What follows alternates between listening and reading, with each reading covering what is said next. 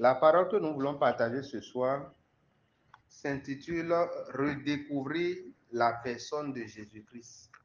Redécouvrir la personne de Jésus-Christ. C'est une série que nous allons faire tout ce mois de février et peut-être que ça va transiter pour aller dans le mois de mars. Mais au cours de cette série, nous allons redécouvrir fondamentalement la personne de Jésus-Christ. Qui est Jésus-Christ? Qu'est-ce qu'il est venu faire? Comment est-ce que nous pouvons le voir? Alors, redécouvrir la personne de Jésus-Christ, c'est le thème de notre message de ce jour. La plupart d'entre nous, il y a des personnes qui sont nées dans un foyer chrétien. Pour d'autres, nous avons grandi dans un environnement où l'on a souvent entendu le nom Jésus-Christ. Ainsi, le nom Jésus-Christ est un nom auquel nous sommes habitués. Si bien que si nous nous retrouvons dans une situation brusque, nous crions subitement Jésus. Mais ce Jésus auquel nous sommes si habitués, qui est-il vraiment? Le connaissons-nous vraiment? Que représente-t-il dans la vie de chacun d'entre nous? Quelle place occupe-t-il véritablement dans nos vies? Au cours de cette série d'enseignements, nous allons tenter de découvrir ou de redécouvrir qui est Jésus-Christ, ce qu'il représente pour chaque vie sur la terre des hommes. Ainsi, nous pourrons mieux canaliser notre relation avec lui et en tirer le meilleur pour notre vie. Car à moins que nous ne reconnaissions qui il est véritablement dans notre cœur, nous ne pouvons véritablement profiter de ce qu'il nous apporte. C'est pourquoi dans le livre de Jean 8, verset 28, nous lisons, Jésus donc leur dit, quand vous aurez élevé le Fils de l'homme, vous connaîtrez alors que je suis et que je ne fais rien moi-même, mais que je dis ces choses ainsi que mon Père m'a enseigné. Ce passage nous montre l'importance de voir le nom de Jésus tel qu'il est vraiment. Ce n'est qu'ainsi que nous saurons qui il est. D'autre part, dans Éphésiens 1, versets 16 à 23, l'apôtre Paul nous dit, « Je ne cesse de rendre grâce pour vous, faisant mention de vous dans mes prières, afin que le Dieu de notre Seigneur Jésus-Christ, le Père de gloire, vous donne un esprit de sagesse et de révélation dans sa connaissance, et qu'il illumine les yeux de votre cœur, pour que vous sachiez quelle est l'espérance qui s'attache à son appel, quelle est la richesse de la gloire de son héritage qu'il réserve aux saints, et quelle est envers nous qui croyons l'infinie grandeur de sa puissance, se manifestant avec efficacité par la vertu de sa force.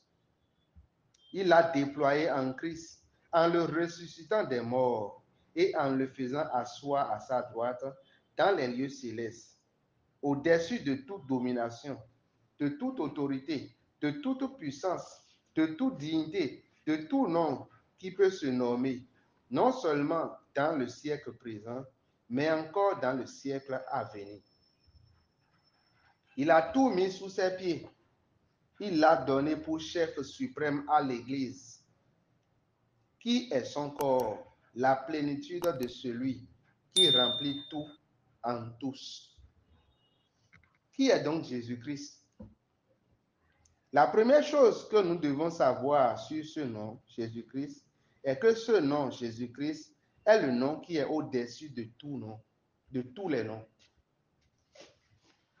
Le nom qui est au-dessus de tous les noms. Et si nous lisons Philippiens 2, versets 9 à 11, cela nous dit quoi? Ce passage nous dit quoi? C'est pourquoi aussi Dieu l'a souverainement élevé et lui a donné le nom qui est au-dessus de tout nom, afin qu'au nom de Jésus, tout genou fléchisse dans les cieux, sur la terre, sous la terre et que toute langue confesse que Jésus-Christ est Seigneur, à la gloire de Dieu le Père. Un nom élevé au-dessus de tous les noms. Qu'est-ce que cela veut dire? D'abord, quand donc est-ce qu'on peut dire qu'un nom est élevé? Quand est-ce qu'on peut dire qu'un nom est élevé? On dit qu'un nom est élevé quand partout ce nom est prononcé, il suscite un certain intérêt, un certain respect ou un certain crainte ou une certaine crainte dans les cœurs. Si nous allons prendre un exemple palpable, nous pouvons prendre le nom de son Excellence, Monsieur le Président Patrice Talon. Partout ce nom est prononcé sur le territoire du Bénin, ça ne reste pas sans écho dans l'environnement. Ça attire toujours l'attention. En son nom, des dossiers peuvent être débloqués dans les administrations. En son nom, un individu peut obtenir des faveurs imméritées et il est possible même de susciter un certain respect et faveur dans les cœurs des autres juste en se montrant familier à sa personne. Voilà quelques traits de caractère d'un nom rendu grand. Et le nom de Jésus-Christ manifeste ces traits de caractère à un plus haut degré. Alléluia. À un degré beaucoup plus excellent du terme. Le nom de Jésus-Christ peut nous débloquer des dossiers bloqués. Il peut nous faire ouvrir des portes fermées. Il peut nous arracher des situations complexes de la vie. Ce nom peut nous faire bénéficier de faveurs des plus excellentes dans la vie, des excellentes dans la vie. Dans le livre la lettre de Philippiens 2, verset 10, nous lisons, afin qu'au nom de Jésus, tout genou fléchisse dans les cieux, sur la terre et sous la terre. Tout genou, il est écrit tout genou. Je déclare en effet sur ta vie, tout genou qui a résisté dans ta vie depuis des années, des mois, des jours, par la puissance de l'Esprit de l'Éternel, je déclare que ces genoux fléchissent maintenant au nom suprême de Jésus-Christ de Nazareth. Que ce soit le genou de la maladie, le genou du chômage, le genou de l'aveuglement spirituel, le genou du doute, le genou des limitations spirituelles contre la volonté de Yahvé, je déclare sur ta vie, ces genoux fléchissent maintenant au nom puissant de Jésus-Christ de Nazareth. Il se plie à la volonté de Yahvé pour ta vie au nom puissant de Jésus-Christ. Reçois ça dans le nom puissant de Jésus-Christ. Dans les jours à venir, nous allons voir d'autres traits de caractère rattachés au nom de Jésus-Christ. Mais le premier que nous devons au plus profond de nos cœurs et que cela doit être clair et net dans notre esprit, c'est que ce nom est sacré. Ce nom est sacré car il s'agit d'un nom qui est élevé au-dessus de tous les noms. Et l'efficacité du nom de Jésus-Christ dans notre bouche dépend du caractère sacré que nous accordons à celui-ci dans notre cœur. C'est pourquoi, voici ce que dit l'Éternel, le Dieu d'Israël. J'avais déclaré que ta maison et la maison de ton père marcheraient devant moi à perpétuité. Mais maintenant, dit l'Éternel, loin de moi, car j'honorerai ceux qui m'honorent. Mais ceux qui me méprisent seront méprisés. Le nom de Jésus-Christ est comment? Sacré. Il a dit quoi? J'honorerai ceux qui m'honorent et ceux qui me méprisent seront méprisés. Ça, c'est 1 Samuel 2, verset 30. Nous lisons aussi dans Exode 20, verset 7. Tu ne prendras point le nom de l'Éternel ton Dieu en vain, car l'Éternel ne laissera point impuni celui qui prendra son nom en vain. Le caractère sacré que revêt ce nom exige en effet que nous le prononçons avec respect et révérence. Ainsi, une toute puissance se dégagera du nom à chaque fois que nous le prononcerons. Une puissance qui peut changer toute une situation. Alléluia. Amen. Pour finir ce premier épisode de la série, laissez-moi vous raconter une histoire. C'est l'histoire du berger plaisantin. Berger plaisantin. Il était une fois un berger qui élevait ses brebis dans la forêt. Un beau matin se mit à crier « Ô lion, ô lion, ô lion !» Alerté par ses cris, il eut 5 bergers de l'autre côté de la forêt qui ont couru à son secours. À leur arrivée, tout transpirant, ils ne trouvaient là aucun lion menaçant ses troupeaux. Le berger plaisantin ricana à grande gueule et s'écria « Je vous ai blagué !» Les 5 se retournaient en paix paître leur troupeau, leur propre troupeau. Le même jour, vers les heures les plus chaudes de la journée, le même berger plaisantin s'écria à nouveau d'une voix très forte. « Au secours, des ours !» Quand le voisinage eut entendu ces cris, de l'autre côté de la forêt, ils accoururent à son secours.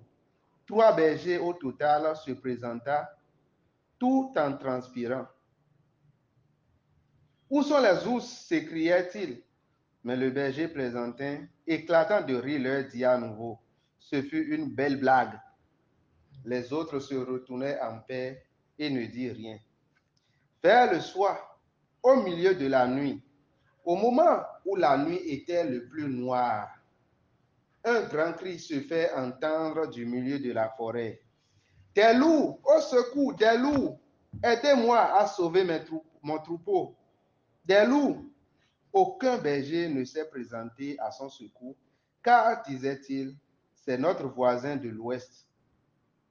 C'est encore l'une de ces blagues.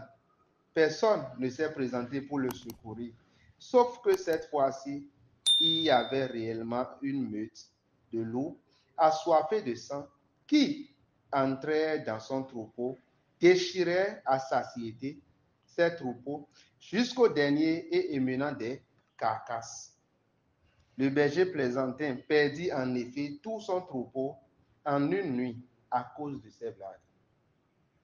Bien-aimés dans le Seigneur, le nom du Seigneur est un secours indéfectible dans la détresse. C'est ce que représente pour nous le grand nom de Jésus-Christ.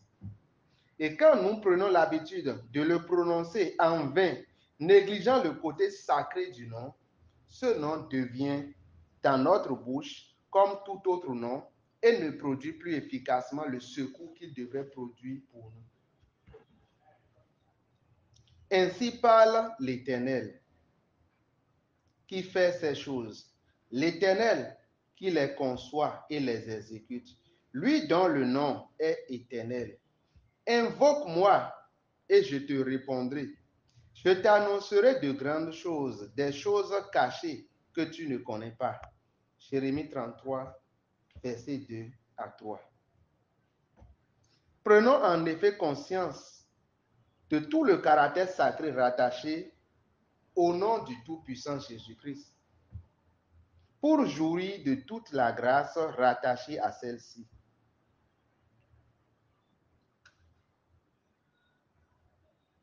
Commence pour jouir de toute la grâce rattachée à celui-ci. Commence à rendre grâce à Dieu pour cette parole. Donc, comme nous venons de lire dans la parole, le nom de Jésus-Christ est un secours. Quand nous disons Jésus, si un passant passe maintenant et prononce un nom qui t'appartient, tu seras touché. Ton attention sera retenue. Tu vas regarder là-bas. Est-ce que c'est de moi qu'il parle? N'est-ce pas? C'est ainsi que Jésus-Christ est vivant. Il est ressuscité d'entre les morts. Il est vivant. Donc quand tu appelles son nom, il regarde. Qui m'appelle? Il vient au secours. Mais si tu prends l'habitude d'appeler ce nom en vain, tu dis Jésus-Christ, il tourne les regards et regarde et puis rien ne se passe. Il n'y a rien. Et tu l'as appelé. Peut-être que c'est dans un mensonge que tu l'as appelé même. Peut-être que c'est dans une blague que tu l'as appelé. Ce nom n'est plus sacré dans ta bouche. C'est devenu comme tout autre nom, comme Gaspard, Ariel, et tu prononces tous les noms que tu as l'habitude de prononcer. Là, le nom de Jésus devient un nom ordinaire dans ta bouche. Ce qui donne la force au nom de Jésus, c'est le caractère sacré que ce nom révèle dans ta vie. Qu'est-ce que Jésus représente pour toi? Quel respect est-ce que tu donnes à Jésus? Qui est-il? Il a dit, à moins que vous reconnaissez, vous élevez le Fils de l'homme. Quand vous aurez élevé le Fils de l'homme, vous saurez que je suis. Vous saurez que je suis. Tu sais ce que veut dire je suis? Je suis veut dire celui qui est l'Éternel. Quand vous aurez élevé le Fils de l'homme, c'est-à-dire que quand vous aurez reconnu le côté sacré que je revêt, quand vous m'aurez élevé, quand vous aurez vu clairement que je ne suis pas n'importe qui, quand vous m'aurez mis à part, vous m'aurez honoré, alors vous reconnaîtrez que je suis l'Éternel. Vous reconnaîtrez que Jésus est l'Éternel. Quand nous disons Yahvé, Yahvé, Yahvé c'est celui qui est. C'est le nom qu'il a donné à Moïse quand ils se sont rencontrés à la montagne. Celui qui était, qui est, qui sera, l'Éternel. Celui qui est, ça veut dire que demain, il est. Après-demain, il est. Ça veut dire que c'est l'Éternel. Et Jésus a dit quoi? Vous reconnaîtrez que je suis. C'est que c'est pas je serai où j'étais. Je suis. Demain, je suis. Après-demain, je suis. Ça veut dire que Jésus est l'Éternel. Quand vous aurez élevé le Fils de l'homme, quand vous aurez élevé le Fils de l'homme, vous connaîtrez alors que je suis. Vous connaîtrez alors quoi? Que je suis. Donc, j'aimerais que tous ceux qui écoutent cet enseignement aujourd'hui puissent, dans leur cœur, recouvrir un caractère sacré au nom de Jésus. À partir de maintenant, nous puissions voir le nom de Jésus autrement, que nous ne puissions plus le prononcer n'importe comment, que nous puissions savoir tout ce qui est rattaché à ce nom. Quand on dit Jésus-Christ, qu'est-ce qui peut se passer? Quand on dit Jésus-Christ, qu'est-ce qui peut se passer? On a dit que quand le nom se fera tout simplement entendre là, dans les cieux, sur la terre et sous la terre, tous les genoux vont fléchir. C'est-à-dire quoi? Dans les cieux, il s'agit des anges. Tous les anges vont fléchir les genoux. Il y a aussi des esprits mauvais dans l'atmosphère. Eux tous vont fléchir les genoux. Sur la terre, dans le nom de Jésus, tu déposes dossier quelque part pour avoir un emploi. Dans le nom de Jésus, tu obtiens un emploi. Parce que tous les genoux doivent fléchir sur la terre aussi, n'est-ce pas?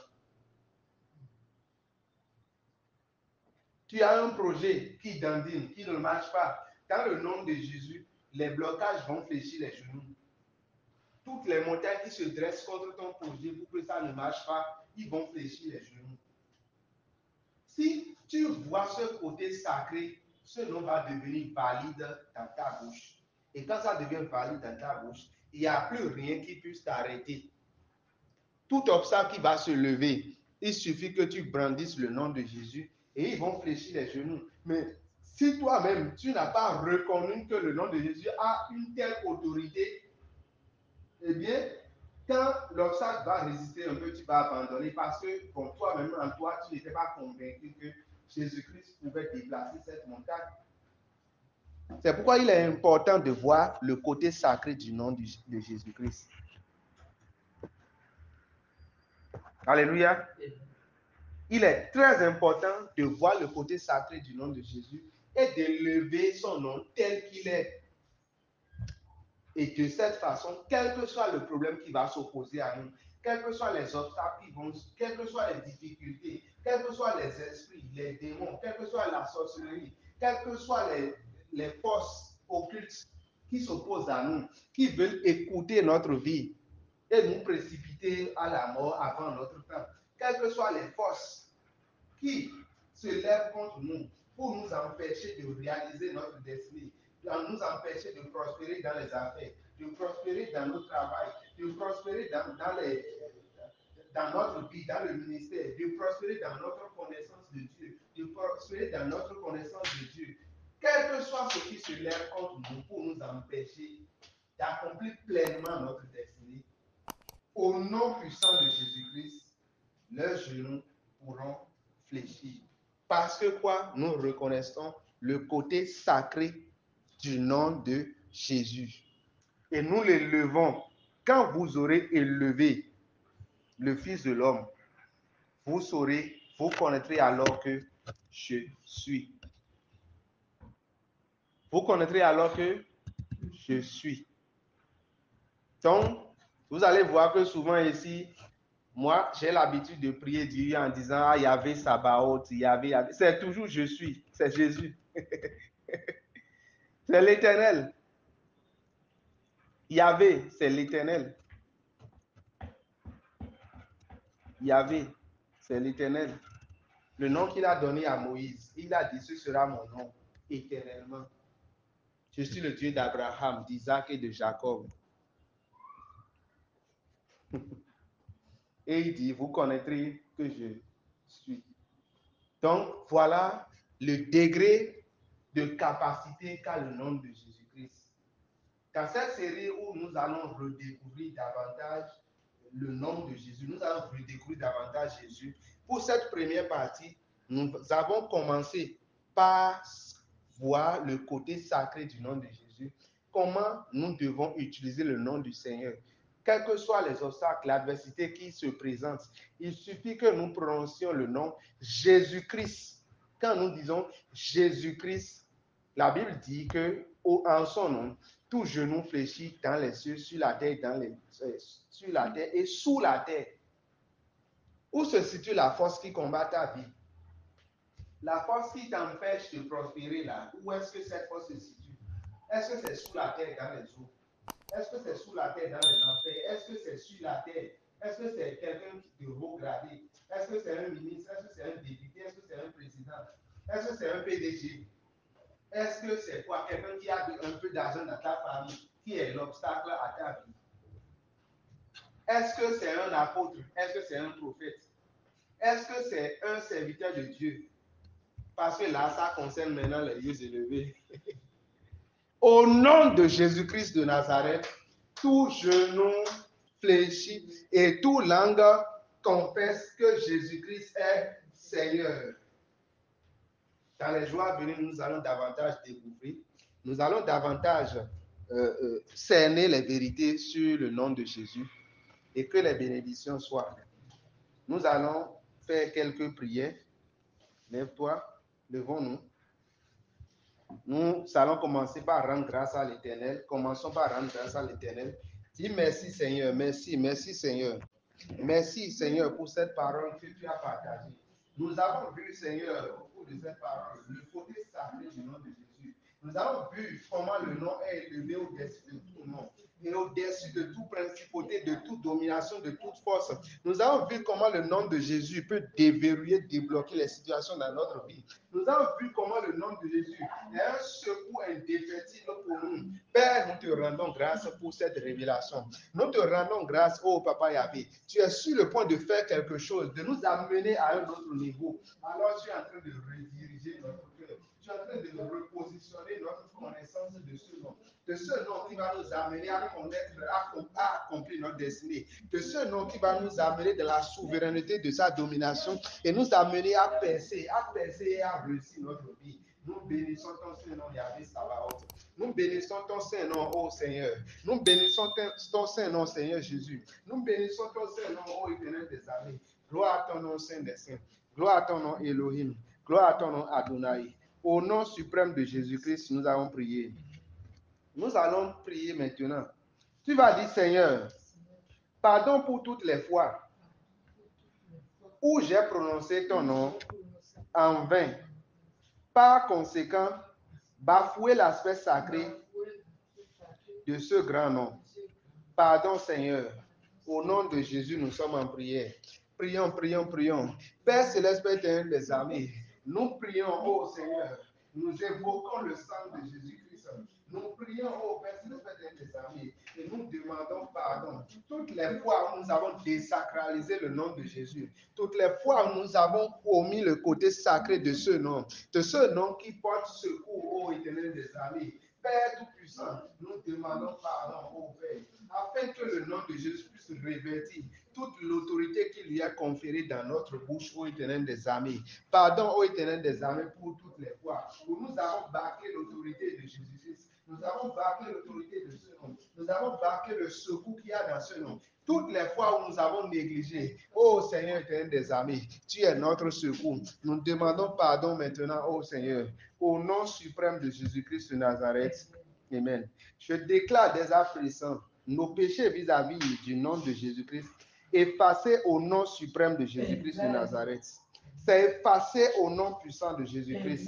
Car en cette dispensation, le sang efface. Et il a dit, je pardonnerai vos iniquités et j'oublierai. Dieu a oublié dans le nom suprême de Jésus-Christ. Amen.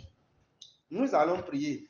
Nous allons dire, Seigneur, illumine les yeux de mon cœur à partir de maintenant pour cerner toute la vérité portée de toute la portée du moins, pour cerner à partir de maintenant toute la portée de ta puissance à l'égard du nom de Jésus, ce précieux nom. Au nom suprême de Jésus, nous sommes en prière. Père Céleste, Père éternel des armées, illumine, ô Seigneur, par ton Esprit Saint en nous, les yeux de nos cœurs, ô éternel des armées. Illumine, Papa, et amis, les yeux de nos cœurs, afin que nous puissions voir clairement, ô Seigneur, la portée de la grandeur de ta puissance vis-à-vis du nom de Jésus-Christ. Que nous puissions voir clairement, ô éternel des armées, et nous tenir sur cette vérité maintenant et toujours. Illumine, ô les yeux de nos cœurs, que nous sortions de tout aveuglement que nous donnent les religions, que nous puissions sortir de tout aveuglement que la religion nous apporte. Nous puissions sortir, ô éternel des armées, de tout aveuglement que les commérages nous apportent, de sortir de tout aveuglement que les flatteries nous apportent. Nous puissions sortir de tout aveuglement que les familles et les amis nous apportent, et nous puissions voir l'authenticité, ô Seigneur, l'authenticité de ta puissance à l'égard du nom de Jésus-Christ, l'authenticité de ta puissance à l'égard du nom de Jésus. Illumine, ô Seigneur, les yeux de nos cœurs. Illumine les yeux de nos cœurs. Illumine les yeux de nos cœurs. Ô Seigneur, Père Tout-Puissant, au nom de Jésus-Christ, nous avons prié. Je déclare à partir de maintenant, l'Esprit de l'Éternel illuminera les yeux de nos cœurs pour voir la portée de sa puissance vis-à-vis du nom de Jésus, au nom suprême de Jésus-Christ de Nazareth. Tu vas prier encore, nous allons prier. Nous allons dire, Seigneur, par la puissance de l'Esprit Saint, rends le nom de Jésus grand dans ma vie. Dans toutes les œuvres de mes mains, à partir de maintenant, au nom de Jésus-Christ, nous sommes en prière. Oh Père Céleste, Père éternel des armées, selon qu'il est écrit, le Saint-Esprit va témoigner de la résurrection de Christ, ô Père Céleste, Père éternel des armées, qu'il témoigne maintenant, ô Seigneur, dans ma vie, dans la vie des bien-aimés, dans chacune de nos vies, ô Seigneur, que le Saint-Esprit témoigne de la résurrection de Christ, qui témoigne de la grandeur du nom de Jésus, que ce soit dans notre ministère, que ce soit dans nos affaires, que ce soit dans notre vie personnelle, que ce soit dans notre foyer, que ce soit dans la maladie, que ce soit au Éternel des armées, dans les guerres, dans les combats qui s'élèvent contre nous. Ô Éternel Tout-Puissant, par ton Esprit Saint, par ta droite puissante, ô Éternel des armées, ô Père Céleste des armées, rends le nom de Jésus-Christ grand. Fais fléchir les genoux des obstacles. Fais fléchir les genoux des obstacles. Fais déplacer les montagnes. Oh Père Céleste Tout-Puissant, déverrouille. Là où on est captif, rends le nom de Jésus-Christ grand là-bas. Là où on est sous oppression, rends le nom de Jésus-Christ grand là-bas. Là où il y a la maladie, rends le nom de Jésus-Christ grand là-bas. Là où il y a les limitations, rends le nom de Jésus-Christ grand là-bas. Père Céleste des armées, agis, ô Père, agis, ô Père, agis, ô Saint-Esprit, agis, ô Saint-Esprit, agis, ô Saint-Esprit, agis dans nos vies. Agis dans nos vies, restaure nos âmes, agis dans nos vies, agis dans nos vies. Rends le nom de Jésus-Christ grand. Au nom suprême de Jésus-Christ de Nazareth, je déclare sur nos vies, à partir de maintenant, le nom de Jésus-Christ sera grand dans nos vies et dans toutes les œuvres de nos mains, au nom suprême de Jésus-Christ de Nazareth. Les dossiers qui étaient bloqués seront débloqués dans le nom suprême de Jésus-Christ et le nom de Jésus sera glorifié. Les limitations sont levées au nom suprême de Jésus-Christ. Les maladies sont chassées au nom suprême de Jésus-Christ. Les envoûtements sont brisés au nom suprême de Jésus-Christ. Les captivités s'arrêtent au nom suprême de Jésus-Christ. La pauvreté disparaît au nom suprême de Jésus-Christ. Oui, le nom de Jésus-Christ est glorifié dans nos vies. Au nom suprême de Jésus-Christ de Nazareth. Amen, amen, amen.